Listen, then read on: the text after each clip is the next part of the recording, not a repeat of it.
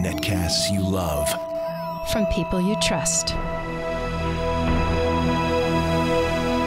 This is Twit. Bandwidth for iPad today is provided by CashFly at CACHEFLY.com. Coming up, can we just graduate already?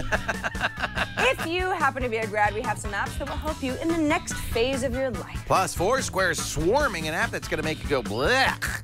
And multiple panes in iOS 8? Maybe. All that and Launch Center Pro. That'll help you on iPad today. iPad Today is brought to you by Gazelle, the fast and simple way to sell your used gadgets. Find out what your used iPhone, iPad, or other Apple product is worth at Gazelle.com. And by Personal Capital.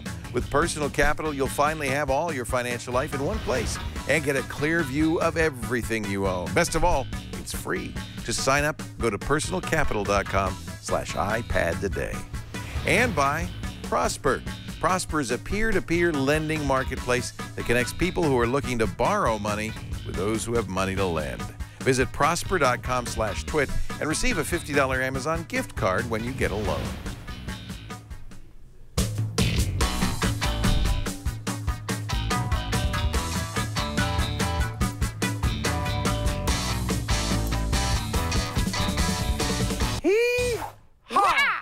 iPad Today is on the air. Yeah, it is. And it is windy. It's windy. Why? Who's walking down the streets of the city, smiling at everybody she sees? Who? Windy. Oh. Is that a song? Yeah. Okay. Apparently not one you ever heard before, which makes me sound crazy. Well, Windy is not really a name. Wendy. Who's walking down the streets of the city, smiling at everybody? You ever hear that? No. You sing it very well. You vamp well. Welcome back. You were in Miami. I was. And the sun was shining. Sort of. It was also raining a lot. You want to say hi to Wendy from Denver. Denver. She's a veterinarian. And Amber from Wasilla, Alaska. Amber was, get this. Amber was meeting her husband, who has been deployed and stationed in Cuba for 7 months. Wow. And she hadn't seen Guantanamo. him. And she was in Alaska, he's in Cuba, they were meeting in Miami, and they've got a little kid, and they hadn't seen each other in 7 months, and so... Oh, she must have been very excited. She was like... And maybe nervous. It was kind of a meltdown situation. Yeah. So Well, I don't know, like I'm sure it's all fine. Friends made by just serendipitously, Correct. on a ride from Sarasota to Miami. That's right. Whoever thought you'd be found yourself... Through Alligator Alley. We didn't see any alligators. No alligators? No. But there was a panther preserve. Didn't see any of those either. But apparently, I did quite a bit of research. 210 Florida Panthers left, not including like in a zoo. Isn't that the name of their football team also? Yes. Yes. All right. This is a show about not Florida, but the iPad. Yeah. Although you may learn a few things about the states of our nation if you listen. We're big into geography. Very much so. Yeah, I guess our theme today, which is apps for grads. And you might say, well, I'm not a graduate, but it's not just, hey, I just got a diploma or I just got out of high school. Could be that stuff, but in general, we all go through phases of our lives where things are different. You're starting a new chapter. Hey, you Sarah want to get Lane, organized. you've just pushed the tassel over to the other side of your mortarboard. Yeah. What are you going to do next? Go to Miami. It's a long-standing habit.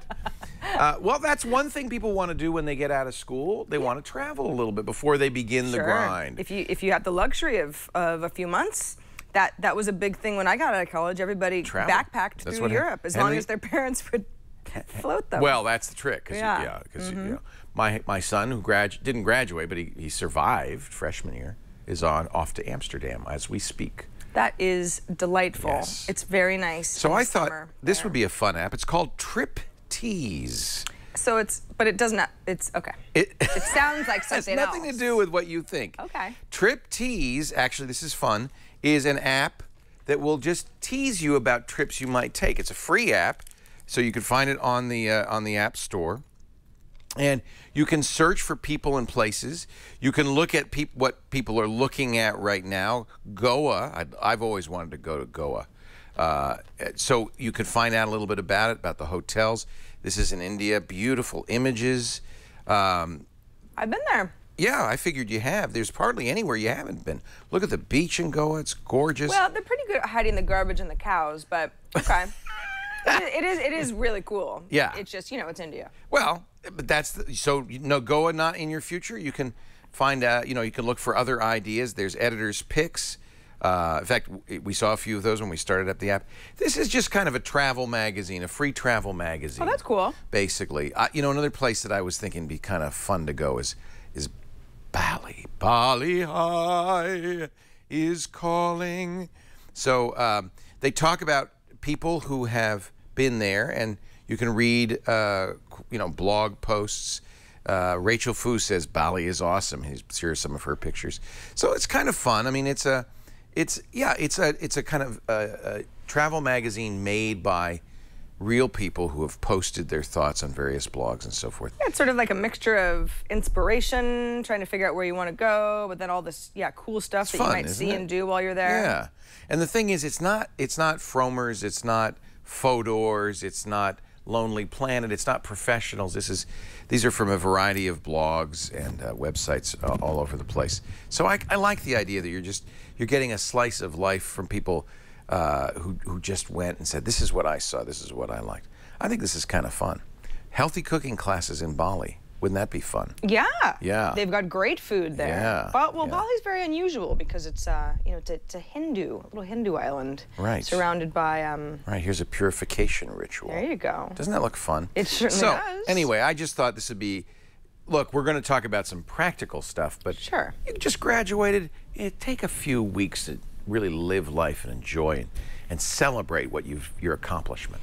Now, this one is much more, well, I don't know how it's not as exciting as Bali, let's just say that. But let's say that you or someone you know is going to throw a party for your graduation perhaps.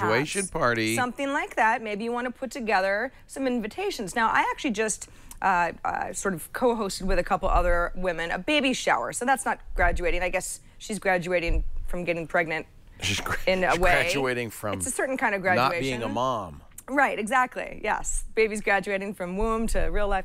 But the idea is that invitations, in my experience, if you, I don't know, you get a recommendation of these people who print something really nice, they can get extremely expensive. With services like Maker, and this is M-A-K-R, by the way, you can put together something that's extremely nice all by yourself. Neat. And let's say, okay, this is a holiday cookie swap, but this is, you can make it whatever you want to make it. You can change all the lettering. You can design not only the front of the card, but also the back. Have a little something, something here. You can change the text, the way that, not just the way that it looks, but also the size. Texture is kind of interesting. Oh, you can actually make the text have texture. It's a little bit weird. Also, there's layers involved too. So if you're like, well, let's go back to the front, undo. Where are we? If we, if we go back to discard, if we, go to the front of some other card, you can see that this all looks very nice, but let's say you wanted to have some text that was slightly transparent, not completely opaque, over an image. You can start building layers into these invitations, and if you're comfortable enough with that to have some fun, you can really get crazy here. This is I don't know. This is a bride-to-be type of thing. But again, for a graduate, I looked through all of these. There isn't anything with actually like a cap and gown, but it's almost better that way. They're great templates. This stuff is very, very nice. That'll at least just get you started. And then of course, if you put something together, then you can go ahead and order the cards in. So they're printed as well as digital. Yeah. This is actually just. Well, sometimes they're just digital, right? But this is real printed cards. Yeah. You have the option. Oh, you can do the either option. way. You know that there's like paperless post. That's a very popular online. Hey, here's an invitation to my party. Say if you're going to come or not. Nice to send a physical invitation. Wait, I'm old-fashioned, I guess. I feel the same way, and I thought that was the right call for this particular baby shower. I had so many people contact me well after the RSVP deadline saying, oh, I'm sorry, I like only check my snail mail like once every few weeks. I never go to my box. Yeah. Wow. So that's sort of a thing. You got to do both then, huh? You kind of have to be like, See, save the date. I rarely check Paper. my email, so. Yeah, well, you can't have it all. Can I ask you a question? I think you will anyway. What? You could say no and the show would just grind to a halt. Okay, no, ask. Ask away. What color is your parachute? You don't have to answer. It's kind of a rhetorical question. Do you remember that book? No. This was, well, yeah, you should know about this. This is probably why you've taken such a wrong turn in your career. This... I was nodding, wondering. Nodding thoughtfully. I was wondering This where, is the where book, this was the going. job hunting guide that was the book for years. It is in a tablet edition now. Let me show you. It's $3.99. And what I like about it is, you know, the book was great, and we all read the books. 10-Speed Press. Richard Bowles wrote it, and it's still, by the way, just as good as it ever was.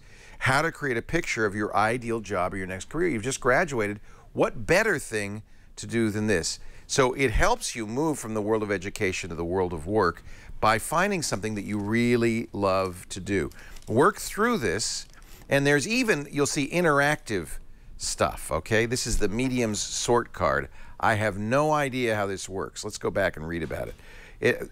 21 mediums. The question is, which of these do I most like to work with? What medium do you like to work with? And we're going to order these from 1 to 21. Do you like people, words? Do you like to work with plants, animals, objects? I think electronics, #1 for me, probably for a lot of people who watch. But I like people too, which is going to put me in a kind of an odd position, 1 and 2. I do love music. I love sound. Let's just, paper. Yeah, I like kind of paper. You know what's going to be last here? Animals, plants, trees. Well, I guess you have to do it in order. I like ideas. I really do. And I love money. No, we'll put money in #7. Then graphics. You see, the idea is you're going to work through this whole thing. I'll just kind of fill these in. You'll want to spend a little bit more time thinking about these, I think, as you do it, than I am about to spend. But I want to get to the end of this, and then we'll fill the rest. Okay. Now that you know your top favorite mediums, where do they go? Why does the flower have 7 petals? And so you're going to arrange these. By the time you work through this whole thing, believe it or not, this sounds a little hokey. This is actually great. I did this when I got out of high school. Oh, yeah? Yeah. This is the book, What Color is Your Parachute? It is a fabulous way to figure out what you love, and then to work through this process to figure out what what careers you might want to look at. Remember the career counseling tests they used to give you in high school? This is it on steroids, and it's really fabulous. And by the way, anybody could use this at any time. What you know from your previous jobs, what you learned that you liked or didn't like from your previous jobs, for instance. So this is a fabulous workbook, $3.99. What color is your parachute? I think this is a fabulous book, and now really brought into the tablet era. And I think worth getting. I'm going to read it. What color? No, I think it's too late for you. Huh. You've chosen, and you know what, Sarah Lane, you've chosen wisely. You have the perfect career, and I think we'd all agree that. Really? Yeah. I hope so. Oh, I think it's pretty fun. You're good at it. People love you doing it. You make a decent living. I think this is, what more could you ask for? Unless you wanted to work with sheep. I don't have a problem with sheep. Shepherd is always available. That's true. That's what Woody Allen, when he took his career assessment, shepherd. Really? Yeah. He wouldn't be. The sheep would get so sick of him yapping on about whatever. So there's an app called Glassdoor that has been a web service for eons. It became an iPad app at least a year ago, maybe even a little bit more. What's nice about Glassdoor is, and it's changed somewhat, it used to be, hey, what kind of salary range can you expect based on what you want to do? That's great. Yeah, and based on where you live, because of course there are, jobs that pay better maybe in San Francisco because the price of living is so much higher than some other city. It's a little bit more of a job seeking / salary information at this point. But that's valuable because you want to know if you've chosen Shepherd, for instance, that you can only make $5,000 a year doing it. Are all the other Shepherds somehow, you know, you have to put in 20 years in order to... Great information. Great information. So what I did was, it located me near Petaluma, and so I think that's actually kind of good because Petaluma has, there's plenty of opportunities, but it's not a huge city. So I've got web developer. I just put in something that was kind of generic to get a bunch of answers. I went ahead and said search, and here we have based in Petaluma, Nevada, which is a city that's pretty close by. Wow. Berkeley, Richmond, Santa Rosa. Anyway, there's quite a few job descriptions that kind of fall under that whole senior software engineer at Enphase Energy. Maybe that looks like something that's... That sounds like an office space type job. It does. Enphase I'm working Energy. Enphase. I am a senior engineer. Don't know what I do. But anyway, here's more information about the job. You can go ahead and apply through Glassdoor, which is nice. Or I can say, you know, jobs are great, but with the same search, I would actually prefer to search via company. Or you could prefer, whoops, you have to say search again. And so then, yeah, maybe I'm extremely interested in working at O'Reilly. O'Reilly is coming up because it's they're local. in Sebastopol. It's up in Sebastopol. It's where you grew up, in fact. That's true. And what's kind of neat is that people then will review the company that have, you know, O'Reilly has a lot of freelancers. Oh, and are these anonymous? They must be. They must be. That's really great because you could see people who are actually working there. What they think of it. Well, the culture's too conservative, for example. Low salaries for web developers. The culture doesn't match the norm for modern Bay Area tech companies. Well, you know, you're in Sebastopol. You're in Sebastopol. So I don't know what you're... It's lifestyle that people go there for. So let's just go ahead and, yeah, exactly. Let's look for salaries. So you're looking at, again, this is Petaluma, and this is according to data that's coming into Glassdoor, that for a company like NeilMed Pharmaceuticals, a web developer, you know, you're looking around, you know, 67K. Yeah, that's a median price. But you get a sense of what you can sort of count on, and then you can make informed choices from there. This company is based in Napa, so maybe you want to live in the wine country. That's fine too. Anyway, Glassdoor is a great little service. You did notice when I looked, when I was looking at the jobs, that there is some advertising that pops up here and there. It's nothing that is too invasive as far as I'm concerned. And what's nice is that if you're just kind of in like, hey, let's see what's out there mode, this is perfect for that. But if you're in full job seeking mode, you can save your own jobs to come back to you later. Like I mentioned, you can apply. You can share that job with someone else. If I say, hey, Leo, do you think, you know, can you read this job description and see, you know, is this right for my friend Teresa? It's a really great service, and they're actually based in the Bay Area. I think they're based in Sausalito, if I remember correctly. But Glassdoor, great iPad app. They're a Sausalito company. Yeah. Of course, we shouldn't forget LinkedIn. I mean, can't forget it. You're probably not a member of LinkedIn already, and as you get out of school, certainly as you're even in school, this is maybe where you'd start building your contacts, building your resume. I recently, after many years as a member of LinkedIn, deleted my account because I realized that I will never be looking for work again. Just as you are coming into your life, I'm going out of mine. Just as your life is beginning, with many new vistas ahead of you, I'm starting to do for the last time many things that years ago I was doing for the first time. That must be a very interesting feeling. Downhill. I will never look for work again. It's a weird feeling. That's not necessarily a fact, but God, I hope it is. Probably. I mean, you don't want to look for work again. That's your point, right? I'm getting a face tattoo. Never going to have to look for a job again. No, but I think everybody else, if you're in the workplace, and especially if you're a graduate heading in the workplace, LinkedIn is a must. You got to have an account. Yeah. Don't think of it as Facebook. Don't treat it like Facebook. Treat it as a professional kind of presence on the web that people who are thinking about you as an employee, that's the first place they're going to go to look at your resume, your connections, your experience. Really important to start creating that LinkedIn account now and continuing to add to it throughout your career. I have a love-hate relationship with LinkedIn. LinkedIn is notorious for finding reasons to keep sending you email notifications, even after you've said, never email me about anything, and then it'll say, but that was only the newsletter. This is a whole different... So I feel like I'm constantly upset with LinkedIn, but that's... I'm with you, and that's why I deleted it, but I don't think you can afford to. Yeah. You can, because you too will never again have to look for work. But for the rest of the world, I think it's really important that they be on LinkedIn. I'm going to take that as a good thing. I have arrived. You have. I'll never leave. You have. Yeah. LinkedIn is... It's also really... I find LinkedIn to be fascinating because I'm on LinkedIn all the time because I'm just looking at features. I want to see what's new. It's very much a social network. Amber and I talk about LinkedIn quite a bit on the Social Hour. But it's also kind of fun when you see someone who's gone in and endorsed a bunch of people. There are certain LinkedIn behaviors where you're like, somebody's sniffing around for a new job. Right, you can tell. You can kind of just tell because all of a sudden they're pretty active on LinkedIn. But that's why now is the time to start it, when you know you are looking for a job and that's public, and then continue to refine it so it doesn't look like it suddenly got very active. And the endorsements are very important, and you may have to solicit those. But when you've worked for somebody or you've got professors who thought highly of you, get those endorsements now. Those professors may not remember you in a couple of years. Get them now, because those will continue to add up on your page, and they really make you a much more impressive candidate. What about Facebook? I think if you're on Facebook, now would be the time to start editing it.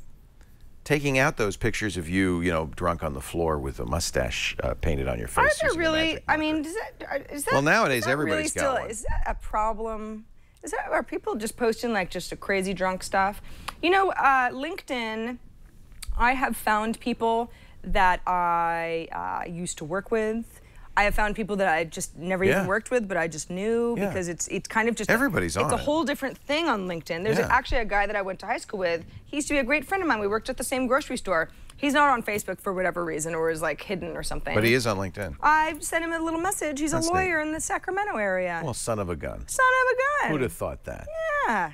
And I was like really happy to see him. That's neat. Also, I had slightly changed my bio because instead of Tech News Today, I'm now doing Tech News Tonight. And I thought, I should, just keep it up to date. Keep everything a little up to date, just in case anyone's wondering what's changed. What happens is that people who are connected to me, who have notifications on, all got this push notification that I got a new job. Oh. So I got all these congratulations, and it's like, not great. Well, it doesn't, it's a lateral. Part of my job is new, move. but it's not. You're still at Twit. Yeah. So it's a little wonky. Yeah. But I feel like it's good to have a presence there. It was a bit of a relief to say I'm never going to have to use LinkedIn again and to delete it, because I didn't want any more of those emails. Right. But maybe I should keep it, because one of the valuable functions you perform on LinkedIn is as an endorser. So when, if people who work for me may want an endorsement, and because I'm not on LinkedIn, I can't give them one. So maybe I should have kept that LinkedIn thing. I think it is an important part of the function, is to endorse as well as to be endorsed. Yeah. Yeah. It counts for a lot. Yeah. It does. Yeah. It does. Good advice for a graduate, I think. Well, if you are a grad, or you're thinking about becoming a grad one day, hopefully some of these apps appealed to you. You might want to go traveling. You might want to know what you can get as a reasonable salary getting out there. I love that. Yeah. What color is your parachute? Figure out what color your parachute is. Use LinkedIn, Don't get ready. move other people's cheese. Right. What? That's I don't know, that's a business book. Who moved my cheese? I don't know, I haven't read it. I always assumed that the moral of the story was... Don't move people's cheese. Yeah, just leave other people's cheese alone. I'm not sure. I'm obviously not meant to be a manager. We record this show on Mondays, right after Triangulation, which is also a really great show. Leo just kind of rolls right into this one. Even happens on the same set. iPad Today records live on Mondays, around 12 noon, 3 p.m. Eastern, and 1900 UTC. Very good. I finally figured it out. And thanks to everybody who watches live. It's fun to have you all in chat giving us feedback. But if you want to watch on demand, twit.tv/IPT. That's our website, everybody. Looking good. Last week was an awesome show. You missed, if you missed Adobe Voice, Joy of Cooking, Dexterous, go back, watch it. Yeah. It's good stuff. I'm excited by my app. Look at us, we were in black and white, remember? Oh yeah, that's funny. Yeah, it's a black and white episode. That looks a little weird, but okay. Do you have a gadget that you no longer need? Who doesn't, right? Do you have a drawer full of gadgets you no longer need, or maybe Yeah. a closet, or you stick them all under your bed. Mm-hmm. Well, I got a place you could take those gadgets, turn them into cold, hard cash. That's Gazelle.com. Gazelle wants your old gadgets and pay you good money for them. In fact, you could find out exactly how much. There's no guessing. Just go to Gazelle right now. Look at your iPhone 5. Enter that in. What condition it's in, the carrier, is it unlocked? They'll even help you unlock it, which makes more money. And you'll be amazed at how much your old gadgets are worth. Now, here's the beauty part. These quotes are locked in for 30 days.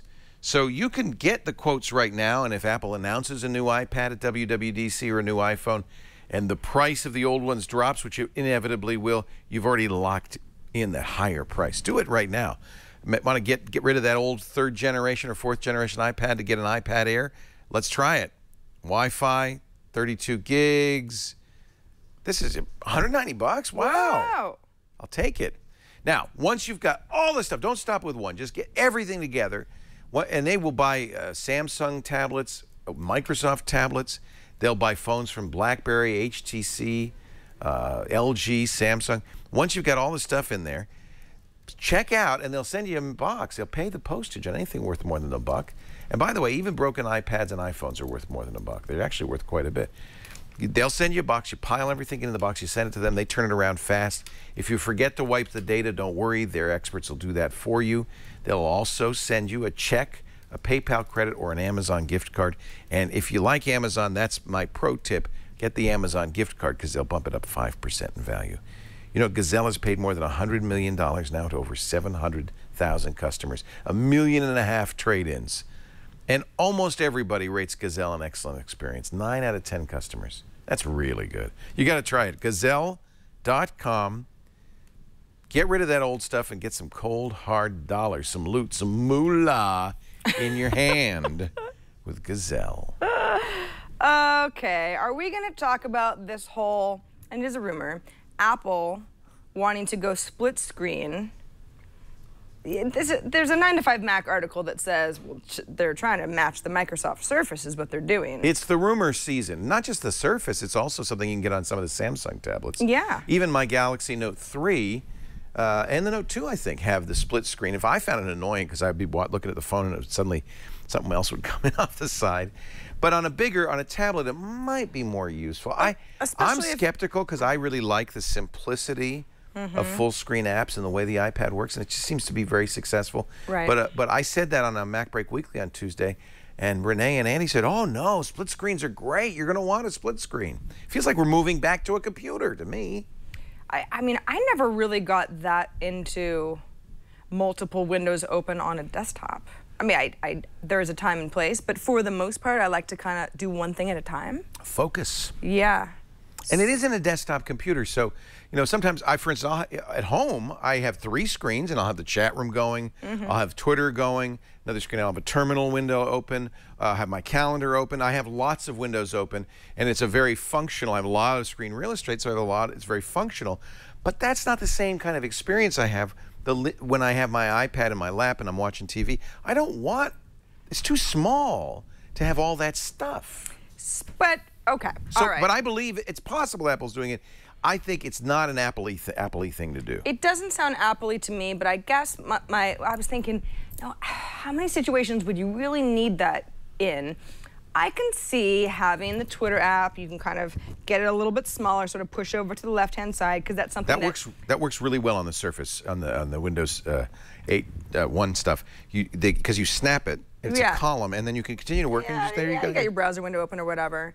I also feel like maybe because the iPad has made so many inroads in enterprise, that it's something that can be offered to people who are truly multitasking, and it's not just like oh hey, I'm sitting watching TV. It's like there are a lot of work programs, work apps that are being used. So in that sense, I guess I could see that Apple would certainly at least consider it and see what their options were, but it doesn't sound very Apple-y.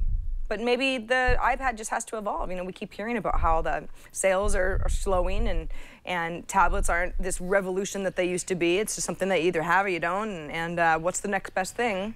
I think people are delusional about their ability to multitask. In fact, I took this test, the multitasker test. This is a test, a university test that was designed, I can't remember where the university is, but it was designed to test to see if people were truly multitaskers. And it turns out, let me see if I can find the test. I'll just show you a little bit. It's a tough test. Turns out that only about 2% of people can multitask. And furthermore, this is the Business Insider article I found it on. And furthermore, the people who are least good at multitasking are the people who overestimate their ability to multitask. So the people who are, let me say that again, the least good at multitasking are the ones who think they are the best at multitasking. Is it? Oh, it needs flash, so you can't do it on your iPad. It's at Newcastle University, the Department of Psychology there. And the test is fun. I encourage you to try it. What you are is you're a bouncer at a bar. And there are 3 doors, and it starts fairly easy. You can't let people in. There's certain rules who you can let in. It gets more complicated. It uses sound, uses visuals, gets more complicated. And it is a long test. It is a difficult test because it's a university psych experiment, but it will rate you as to whether you can multitask. I don't think I can because I got bored and I stopped taking the test. So maybe it was a test of attention span. Well, it's all related, right? I think a lot of people cannot multitask and think they can. Now, so to me, multiple windows is an aspirational thing. People go, well, I need to have multiple windows so I can, look at me. I have Twitter, chat, a terminal, my calendar, my browser, and I'm playing a game all at the same time at my computer at home. But really, I'm only doing one thing at a time. Really. I feel like I'm easily bored. It's really about attention span. I feel like it's not so much that some people can multitask and some people can't. It's just that some people are just really bad at it. I'm not great at multitasking. Nobody is. I just go around in you. circles. You have to put on headphones because your desk is out kind of in the middle of the studio. Right. And it's distracting to you. And I think a lot of people are like this. You need to focus. And I don't think you're alone. I think people are crazy that think they can do 18 things at the same time. For sure. No. You can't. Well, it'd be like, you know how it's like when you want to, you say, how does that song go? And I'm trying to think of how the melody is, but I'm listening to another song, which can't be done. Can't do that. Basically can't be done. Can't do that. You know, our brains are There's fragile little creatures. So you have flash on your Treat computer, them Brian. with care. Just keep going. Those are the rules, which are complicated.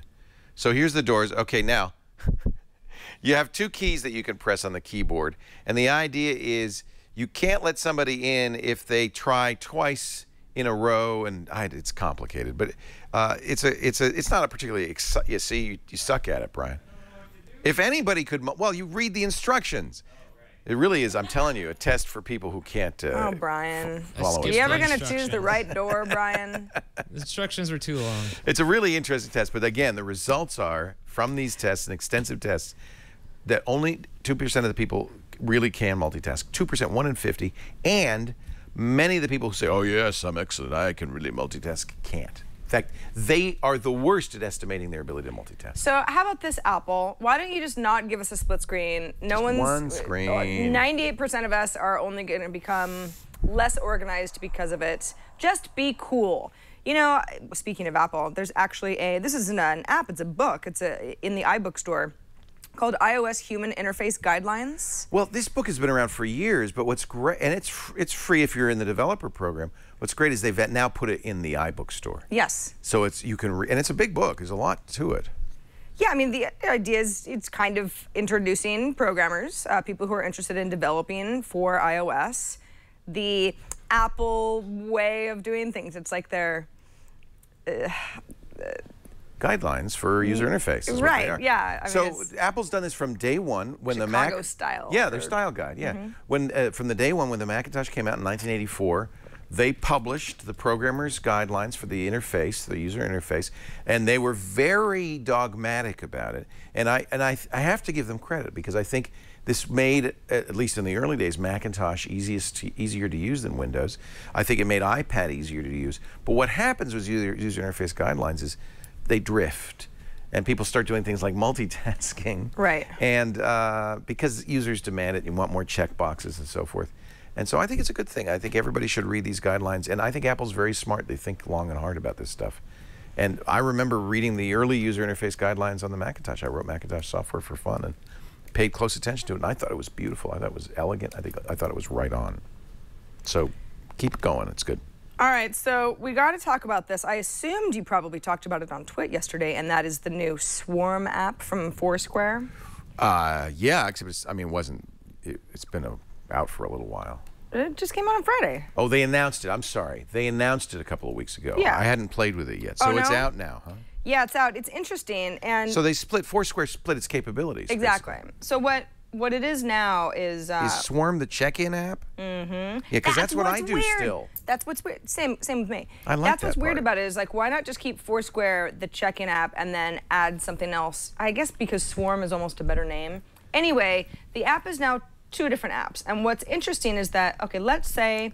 No, this is iPhone only, by the way. It's not in the iPad store.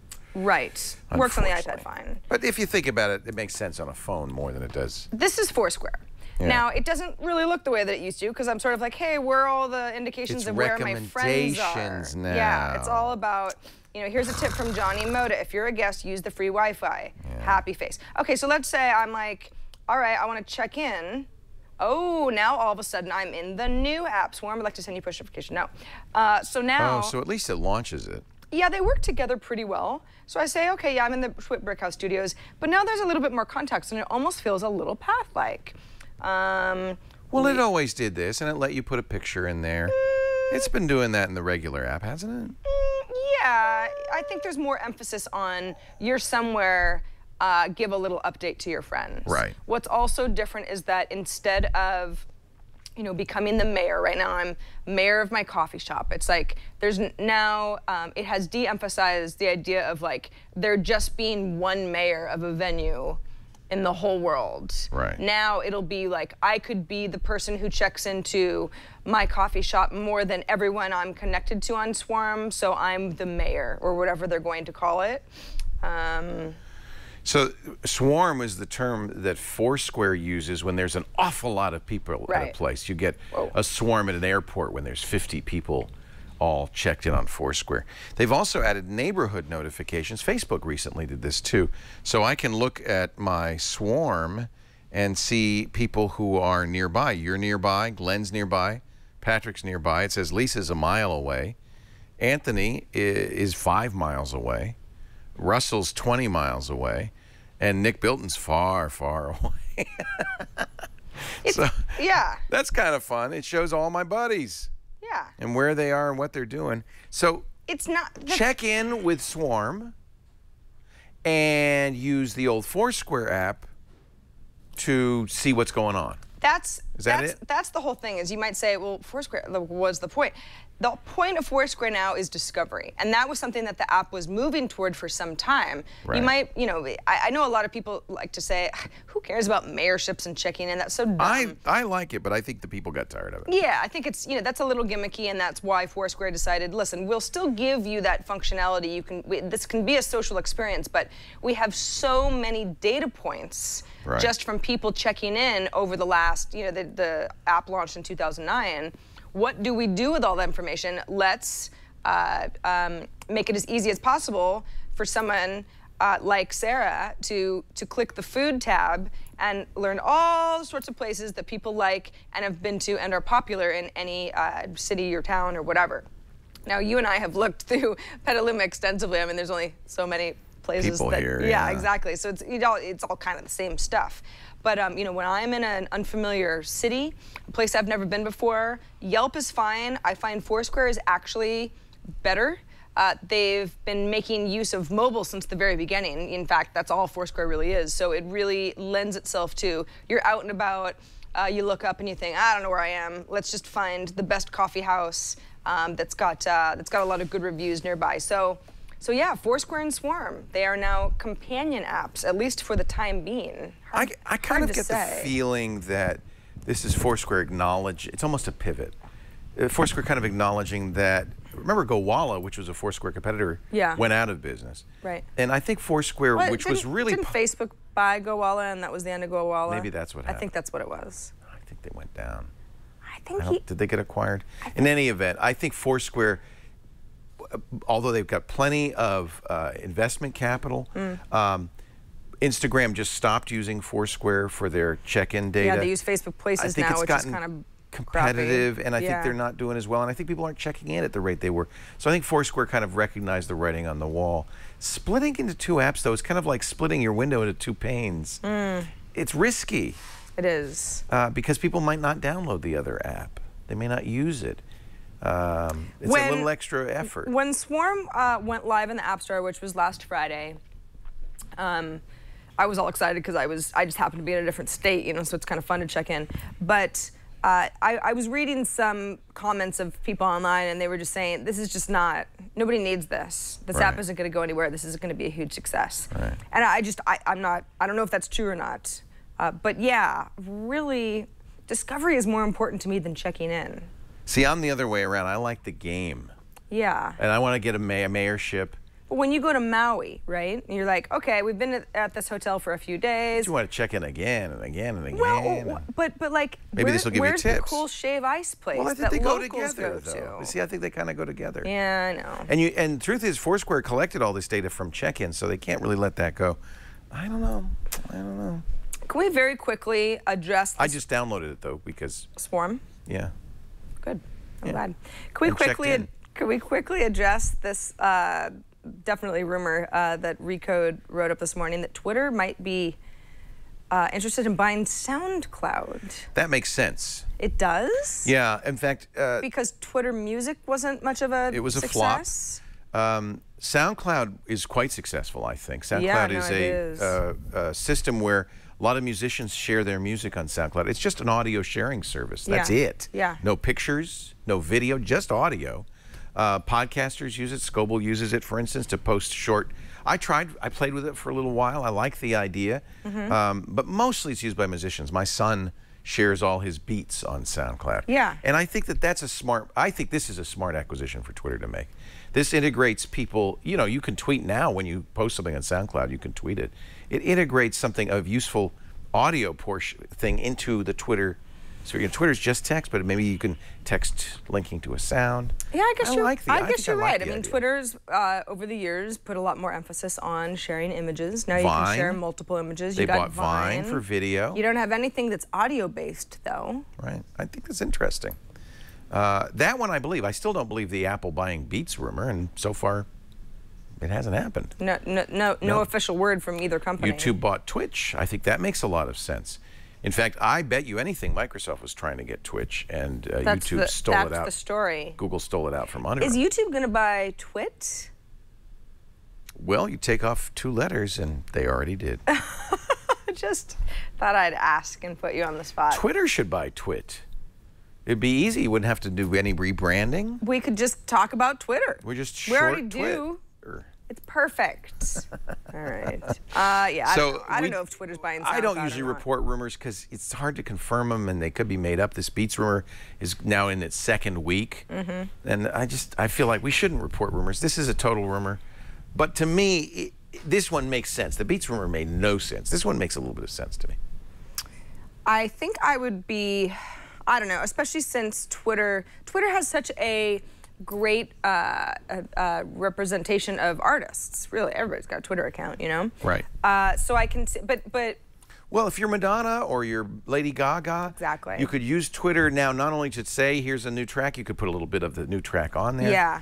And SoundCloud has a great community, a really vibrant, exciting, active community. Yeah, I used to think of SoundCloud as like, oh, these are like DJs that aren't very good, and so they're just putting up their crappy stuff online, and that's not true anymore at all. People are like, I don't know, it's where like singles get posted first now. Yeah. And I've always thought, as somebody who, you mentioned Lady Gaga. I don't think I've ever followed Lady Gaga on Twitter, but let's just use her for an example. I usually only end up following artists for a short amount of time because I'm like, they're not really talking about the stuff that I like them for. Right. Because it's like this kind of like a personal inside baseball type thing, and so I unfollow them. If more artists were posting links to new tracks or a remix or something like that that does happen on SoundCloud all the time, that would make sense. I do follow Jared Leto, though, because he's always tweeting images of himself, and he's so good looking. Hot. Yeah. He's hot as a man and as a woman. Yep. Not everybody can say that. He can do both. So SoundCloud, we should mention, has an excellent iPad app that you showed it. You can put sounds into and all of that stuff and listen to sounds. The negative on SoundCloud is it's not visually very interesting. No, and in fact, So it's a let me little sign weird in. because people will, they'll, leave feedback during a song. Let's go to activity here.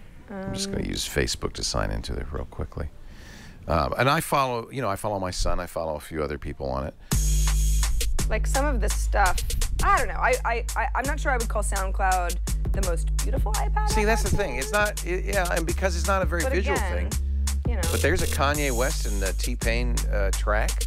And then you've got all these little comments down here, which is a little odd. But if That's one of the things I love about SoundCloud. Oh, really? You do? Yeah, you can embed the. I'm afraid this is gonna get weird, so I'm just gonna stop that. You song. can embed comments into the track. So that's the one visual element of it is as you're listening, you can see what people say. At You don't different find that points. distracting? Do you ever like watch you don't a track have to from look start at to? it. But you like it. You're saying you like it. I do like it. All right. I've only posted 2 sounds on SoundCloud. Have I posted anything? Yeah. See, I thought for I'm a not long an time artiste, that I used No, I an haven't English posted service anything. for a while when I was in China a few years back. I used an English service called Audio Boo.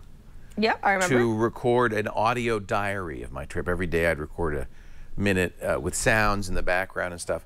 And I thought that was really fun and interesting. And I always thought maybe I should do this with SoundCloud. I never got around to doing it. I hope this is a true rumor. Actually, I think this would be fun. iPad today, baby. iPad today, graduation. So yeah, look, I made a song. Made a song. Wow. Nobody's gonna judge me. They don't have to follow me if they don't want to. Wow. Save. Public? That's not. Where public? Private? Current location? Twitberg House Studios. See, it's all the same. I feel that this really is a natural for Twitter. Well, we'll see. We'll see, man. You know what we'll also see? What will we also see? If I can ever save any money and make you know why this is healthy financial decisions. Do you feel? I sometimes feel like maybe it's because I'm an old hippie, but you came from old hippie roots. Like the term wealth building is something wrong with it. Like one shouldn't be trying to build one's wealth. Oh, I would love to build some wealth. Well, but see, then that's the other side of it. Don't do it. Right. Yeah. You know, Social Security ain't going to really be much to take care of you when you retire. You need to put money aside for your retirement. If you want to go on a vacation, if you want to buy a house, all of this requires wealth building. The problem is it's hard to do. We have busy lives.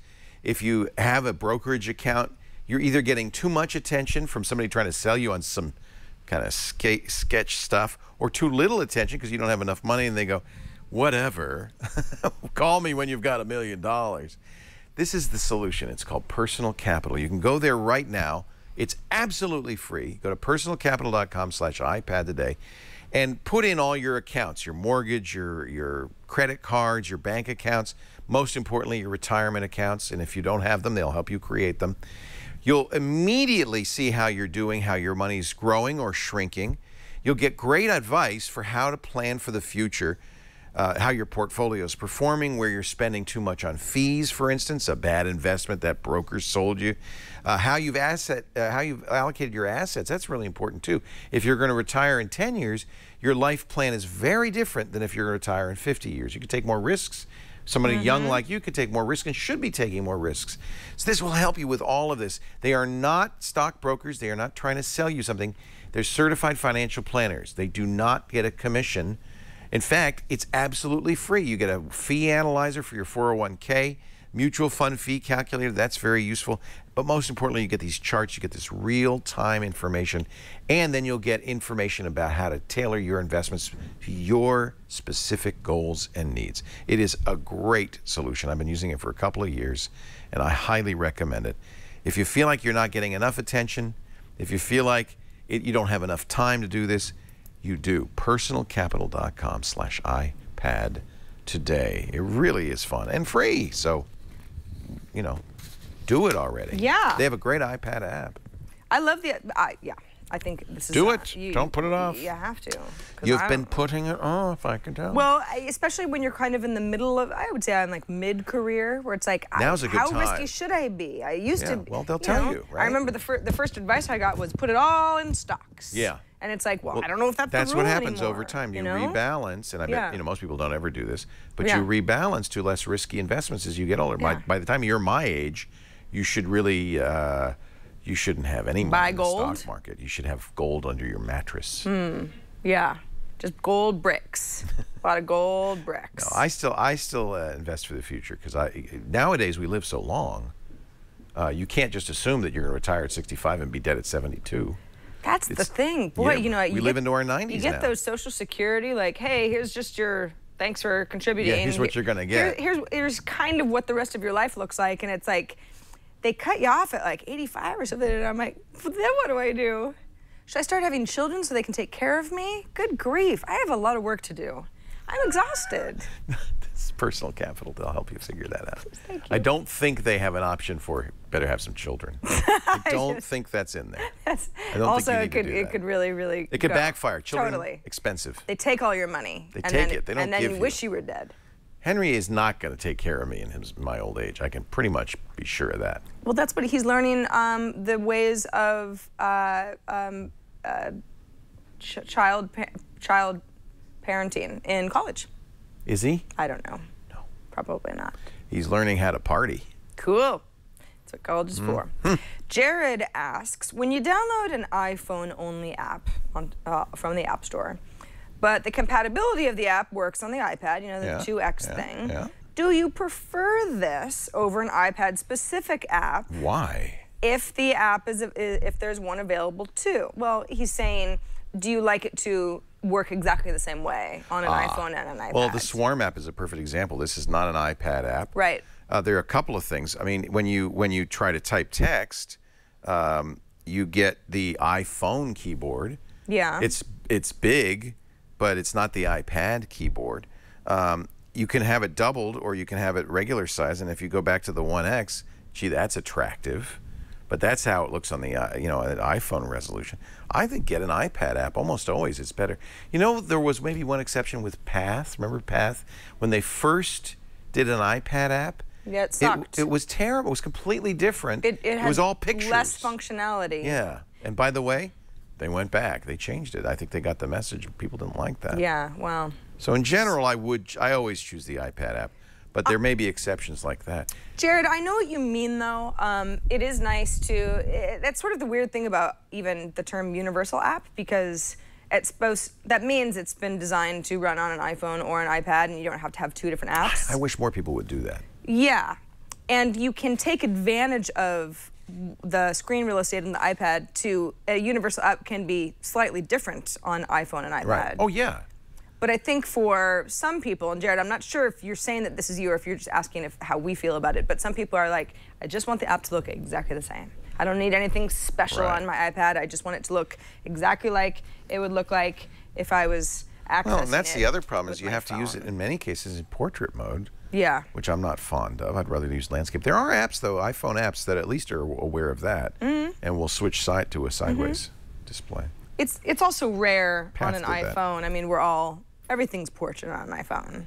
Very rarely that you're doing anything. Yeah, isn't that funny? in And there are landscape. apps that will work sideways. But Hipstamatic is like one of the only ones I can think of. And the keyboard's bigger, so in theory it'd be easier to type that way. But you never see anybody typing sideways it's on weird. On an iPhone. Got another email from Foz, who says, I'm heading out on an extended road trip, and I'm looking to post photos with embedded quotes as part of the journey's story. I think I know what you're going to suggest. With my iPad and SD card reader, I can get halfway there. I just need to know if there's an app that I could use to add a layer of text to selected photos. Your insight or that of Andy Anatko or another photographer type is appreciated. Now, my first reaction was it's that journal... Findery. Well, No? Or the iPhoto journal. That's what I was thinking. Yeah. That I think you talked about last week. I did. Findery, which is, of course, Katarina Fake's app that we talked about, is an iPhone-only app and ties to a map. So I guess the question is it a map you know, what exactly are you going to tie it to? If you just want a collection of photos with some text on them, there are lots of apps that will do that on the iPad. The problem is those photos, you know, you're going to have either two photos, the original and one with text, or if you throw away the original, you're only going to have the text version. Doesn't sound very desirable. Right. You know, at first, what do you use to put text on photos on the iPhone? Well, yeah, it depends on. I mean, do you actually want text overlaid over your photos? It kind of sounds like you do, because you say you're going to be posting photos and you want embedded quotes as part of the story. So I don't know where exactly your road trip is, but that would be that would probably not be a great case for iPhoto, because that's more of just like a personal. It's hey, a journal. We were there on that funny Monday. But I prefer that, because then you're not putting text on the photo. Yeah. You're putting text around it. You're captioning it. You're making a journal, and you can have it day by day. Yeah, it's your own little. I think that's a better way to do it. It's a little more work, though. See, I see people do this on Instagram all the time. Yeah. Randall Schwartz does it, who's a host of Floss on this network. He will post pictures of his food, and he uses apps, Instagram apps, that will put the restaurant, the weather, you know, where he is. I used that when we were in New Orleans last year. I used that a little bit, and people said, "Why are you junking up your photos like that?" The other problem is they put a watermark from the program on the photo. I don't like that. There is an app, we have talked about it not recently, called A Beautiful Mess. And it is not the only app that does this, but this is a nice iPad native app. And I'm actually downloading it again because for whatever reason it didn't come out of the cloud. I don't know why. Maybe I haven't talked about it on the show before. Maybe that was iPad. I love the name. Isn't that fun? But the idea is that you've got a photo. You might want to make it a little bit more exciting with a filter, but you can also add some fun stuff, some text. So here we go. So, A Beautiful Mess. Let's go ahead and say, sure, let's start a collage. Foz, let's just assume you would like a collage. Let's do something very simple. We'll go a little try, access your photos, yes. Okie dokie. So I'm just going to go ahead and pull up picture of me on the plane with a cookie. And I've got... See, there's a ton of photo captioning apps out there. I mean, this is not an uncommon category. More so on the iPhone than the iPad, of course. Of course. And all right, so this is not... That's nice. So you get frames as well, which is cool. Yeah, and then what you can do is you can start... no, I don't want to start... yeah, you can edit your background somewhat. Whoa, well that's, okay. Anyway, the point I'm trying to get to is, okay, here's where it gets fun. So you've got filters, you've got borders, but then you have like text. So I could say something like, okay, I like the happy dance font, kind of want it to be center aligned. Yep, okay. And then you go ahead and say, happy feet. Now, this is terrible, but you get the idea. Is like you can start creating what really feels like a collage of stuff. Change the color, this and that, as you saw in the examples. Double tap any border. Okay, fine. Yes, I'm done. Beautiful Mess gives you that was so easy. That was so easy to do. That, of course, is a collage. You might be talking about individual photos, but this would be a great way to add quotes in a variety of different ways, or at least that look different design-wise. How about Fonto? Fonto is good, too. P-H-O-N-T-O. It's free, although there's in-app purchases. You see I have an ad because I haven't paid the 99 cents. But it's easy to add text. Very similar to A Beautiful Mess. Yeah, and you get you can change the font. You know, lots of different fonts. You can change the style. Colors, you know, sizes, patterns, that kind of thing. Tilt it if you wish. You move it around, obviously. I don't know. I'm not a big fan of doing this because it modifies the image. You know, but and this has built-in sharing to all of your favorite social networks. Fonto, P-H-O-N-T-O. That's free. Although they have in-app purchases, and the first one you might want to do is 99 cents to get rid of the ugly ads. Those don't show up in the, you know, what you post, obviously, but. All right, we've got one more email. This one comes from Bill, who says, I'm going to be going on a couple cruises in the next couple months. Well, more than one cruise. And on an iPad Today show some time ago, Leo was talking about Audible and some of the cool Silicon Valley tech type books that he likes. I was at the gym at the time. I couldn't write them down. Could you remind me what some of your recommendations are? I listen daily and weekly to many of your shows, especially ones with Apple info. Well, I wish we had an Audible ad right here. I know. I could do an Audible ad, but we don't.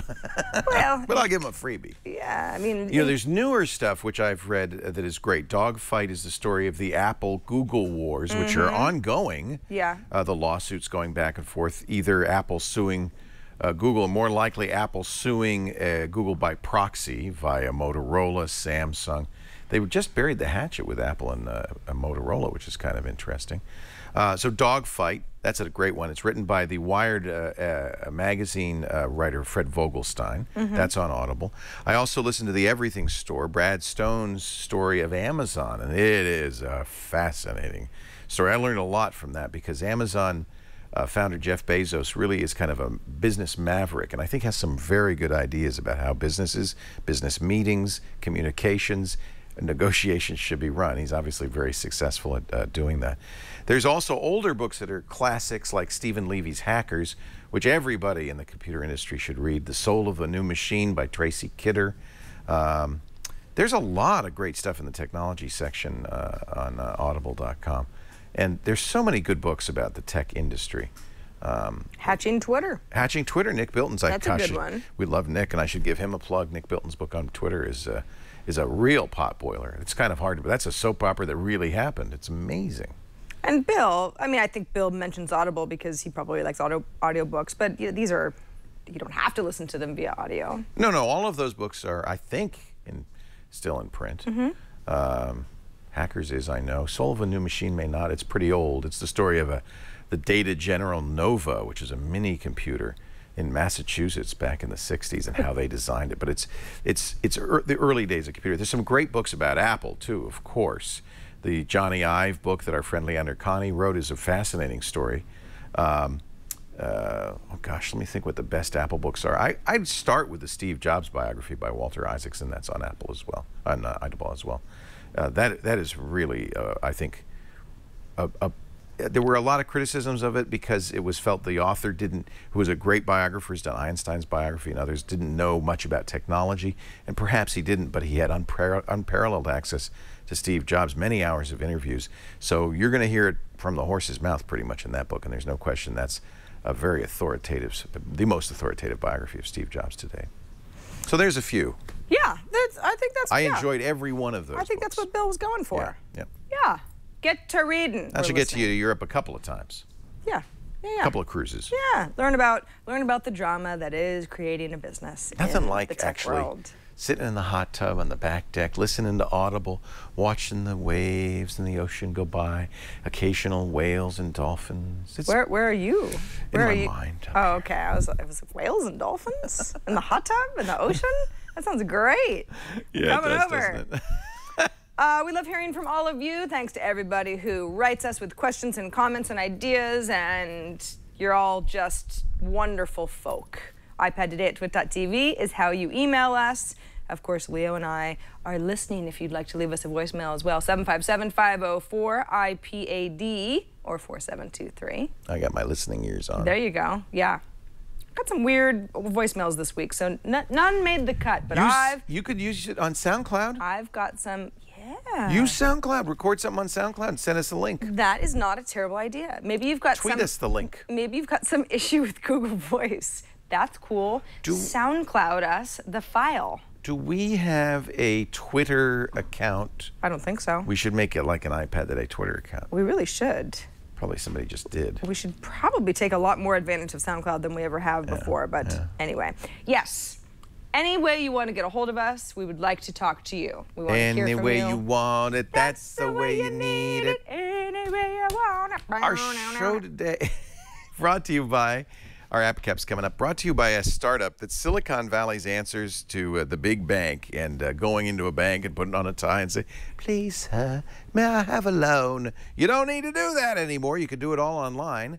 with Prosper.com. Prosper is a peer-to-peer lending service, bringing people with money to lend together with people who need money. What would you do if you could have $35,000 in your pocket in 3 days?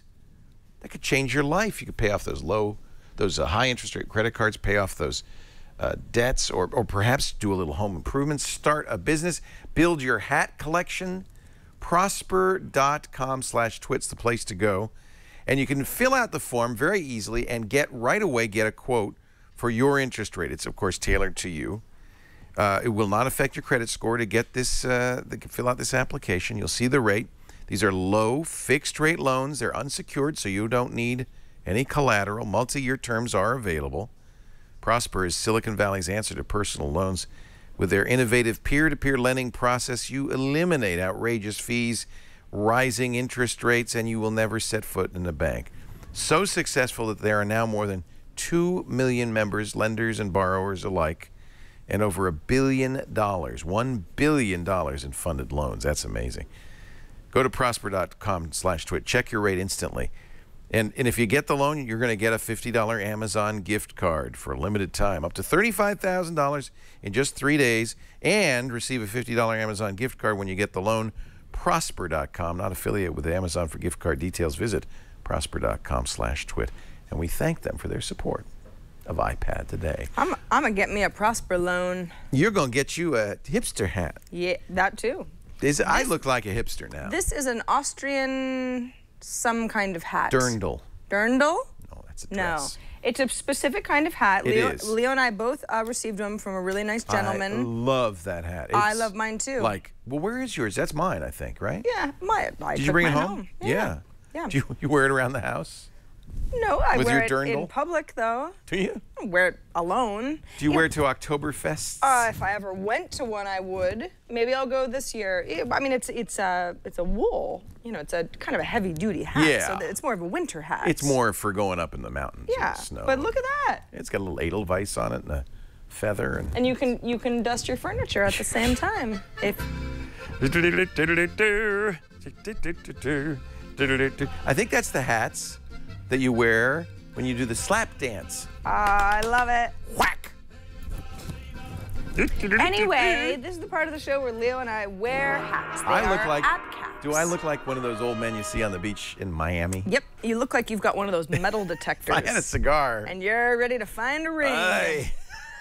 You are ready. I came to Miami from Queens. I was tired of the snow. God, nothing says I don't care about you or your lunch. Then a metal detector? No, like a guy just smoking a cigar. Yeah. You know? There are a lot of them in Miami. I don't even hate the smell of it. It's just, it's a real kind of like, F you. Enjoy. I'm here. This is all around you. I'm smoking. Yeah. They often are large men. Big and men. sometimes not wearing shirts. I wouldn't make fun of them. No, I'm not. I'm just saying. No, sirree. I'm saying, I see you, sir. I'm going to be that guy. You have been noticed. About 5 years, if everything goes right with my personal capital. There you go. Yeah.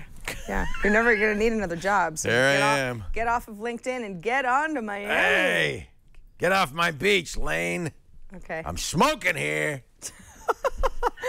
My app this week is called Launch Center Pro. Is this something that you're familiar with? I am, and this is another example of something I don't get on the Mac. I understand it on a computer. You know what it is? What is it's it? Basically like Quicksilver. Yeah. For the Mac. Which I use and I love. I won't call Launch Center Pro quite as functional as Quicksilver, but it's really not meant to be. I mean, this is an app solution to provide yourself actions. So not just, hey, access to apps, because that's how, you know, on iOS, it's like, well, I've got apps. You touch an app, it launches, and then you do something with it. Launch Center Pro is designed to say something like, some of the stuff is default, because they want you to understand what's going on when you first... But I see Twitter. Now, why is there two Twitters? Is it two different things I could do? Yeah, because in the text, let's say... that I just took a photo and I'm like, oh, I want to tweet that. That would be really funny. All right, so instead of... Oh, it just takes your last photo and it doesn't open Twitter. It gives you a Twitter command box. That's right, because I assigned an action to this little box here. So you could have a whole page of different things you could do to Twitter. Correct. Now, the way that you put this together is you call it Last Photo, or whatever you want to do. Yeah. It'll walk you through creating the action. You got an action composer here. I've got the Twitter icon because that's an easy way for me to remind myself of what it is. There's some scheduling options as well. You can put the action somewhere else. But you know what's almost, and that's great. Now there's tweet, there's last photo, there is, you know, just sort of a variety of stuff. But let's say that you're always calling your mom, and you just, wouldn't it be nice if, like, that was just an app and you just press. So you could have a button to call your mom. Exactly. So let's say I get rid of email Anna right here. I don't want that action. I don't even know what that is. Well, that's a pre-populated exactly. one. So I say, I see, but that would be to send an email to a specific person. All right, cool. So let's say I want to create an action. I want to say call mom. Would you? You go ahead. Oh, okay. And You'll say, use the action composer. All yeah. right. So then you go ahead and say, well, this is going to be a system action. You're using the. Oh, this is pretty sophisticated. Yeah, yeah. I mean, it's There's awesome. the mail actually. app right there underneath the iOS shares. No, right in the middle there. Well, mail. no, but I wanted to. Oh, I see. Search for a dog contact. Da da da. Oh, I see. You're looking for a person first. Right, and then I'll call it something again. I'll call it mom, whatever. I'm not going to go too far into this because there's no reason to share her phone number with everybody. But you see, then at that point, that becomes part of my launch center, right? All right. Now you launch Launch Center by launching an app called Launch Center. Right. So yeah, all right. Do you do that a lot? I do on my iPhone. Launch Center Pro. You keep it running most of the time. Launch Center Pro is actually in my dock. Interesting. Yeah, because. Oh, that makes sense. Put it in your dock, so you can get quick access to it. Yeah, it's just your one-stop shop for a lot of shortcuts. Now, how much is it? On the iPad, it is $7.99. A little pricey. It's a little pricey. I'm saving up for cigars on the beach. Yeah, I bet you are.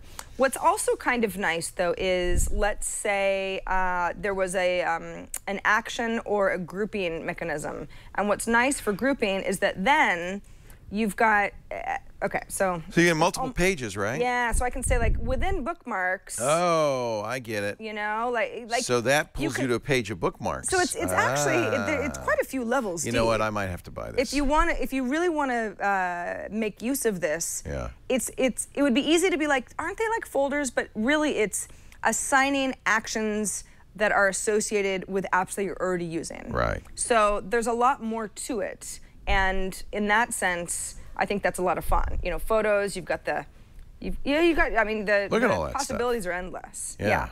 It's fun. And the settings area gives you a little bit of control over how things look, and if you want to back up stuff to Dropbox and this and that. But yes, I've been using it on my iPhone for a while. It is this isn't an iPhone app. This is a universal app, and I don't know. I think it's great. It's good stuff. This has been that's called Launchpad. Launch Center Pro. Launch Center Pro Yes. for the iPad. Correct. There's an iPhone version as well. Contrast.co. This has been a week of a boon for me, boon of great games. F and Dunn showed me one called, what was it, Cross the Line, On the Line. And I almost made that my app cap, but I have to say the winner is, despite the name, Blek. Blek. Who told me about Blek? Probably Liz. Who did? Andy Anako told me about Blek. This is a couple of bucks and really well worth it. Now, I'm at a very advanced Blek level, so really I should go back in time.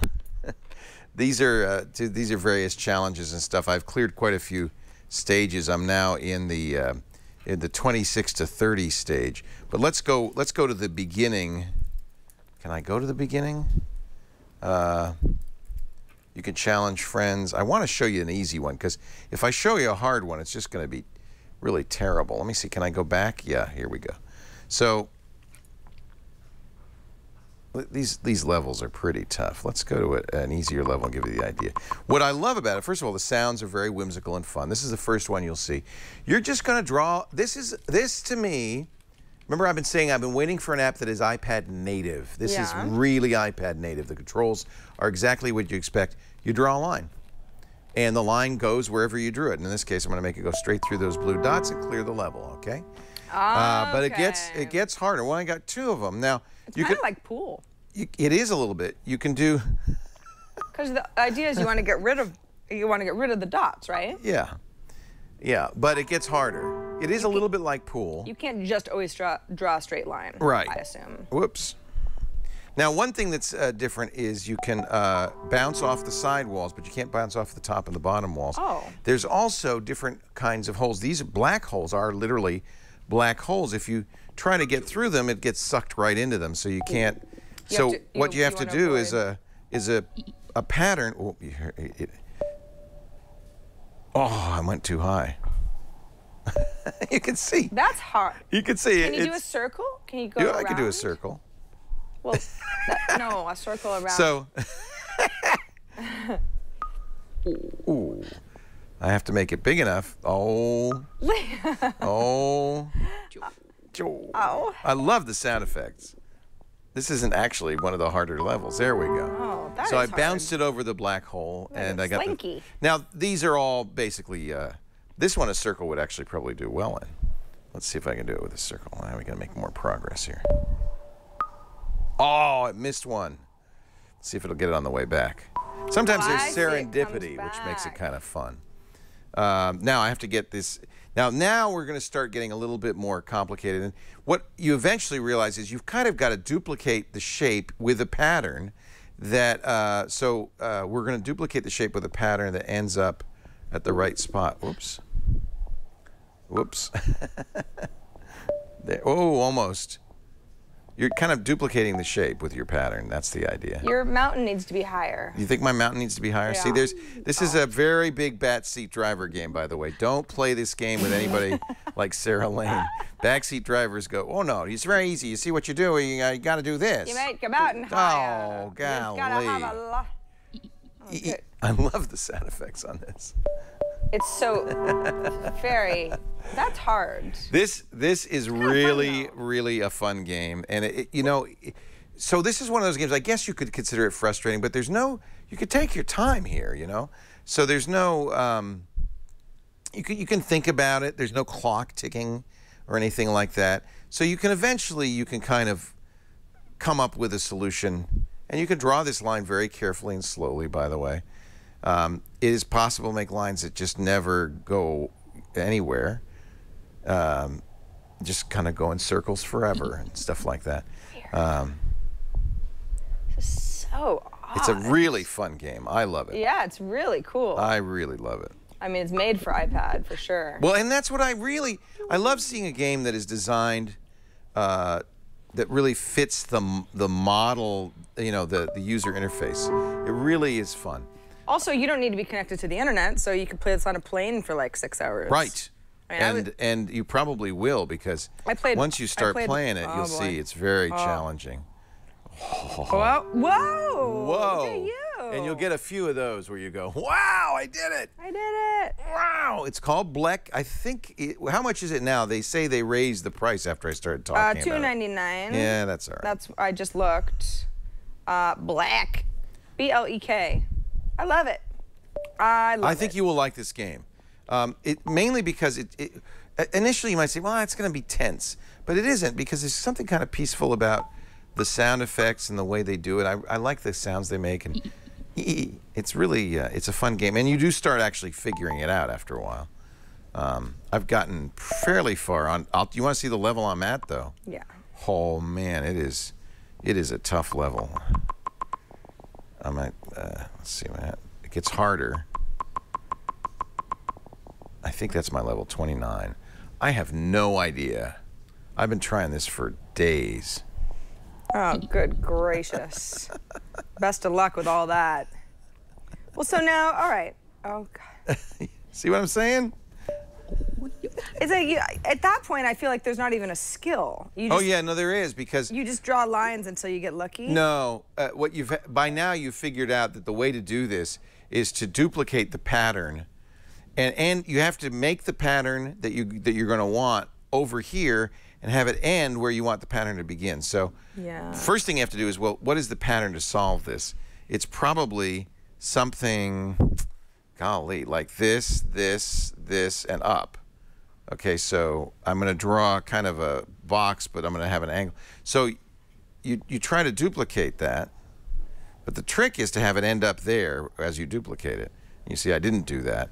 And they've put black holes in the way, so that's what ends up happening is you have to start to get strategic about it and figure it out. Infuriating. But what's nice is it's a non-verbal game that you kind of understand and play almost without. It's a gut feeling. It's fun. Like it kicked you right in the gut. So is the moral of the story, don't go with your gut. Don't go with your gut on this one. You're not gonna get the level. That's a Blek. cool game. And it can just be, I think kids, you know what might be interesting? I'd love to do this experiment with like 3 or 4-year-olds to see, I think if you had a very smart 3 or 4-year-old, because it's completely nonverbal, they don't have to read or anything, that they might actually figure this game out. Mm-hmm. Wouldn't that be interesting? And it'd be like, wow, they might be geniuses or something. Right. Good at something. And the music will get them to play it. You might as well make sure that they're good for something. Blek. They're good at Blek.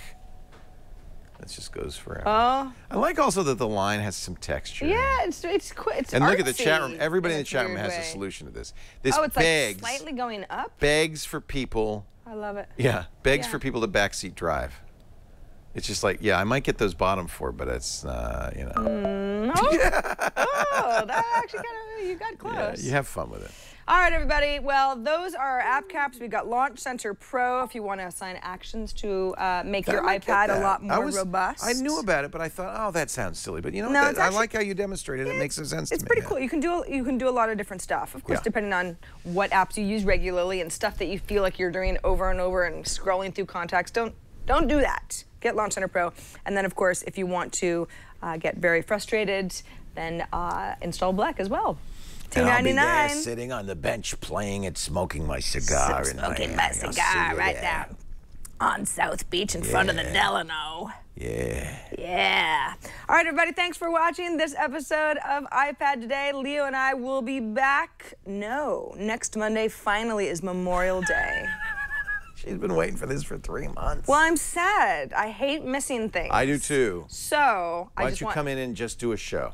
Yeah? Well, there won't be any people here. Right. No cameras. Yeah. Chat room won't be here. It's not like, you know that I am just a sad, lonely person when I'm, in real life, so why not? I'm not doing anything on Memorial Day. Call me. Maybe I'll come in and smoke a cigar and bother you.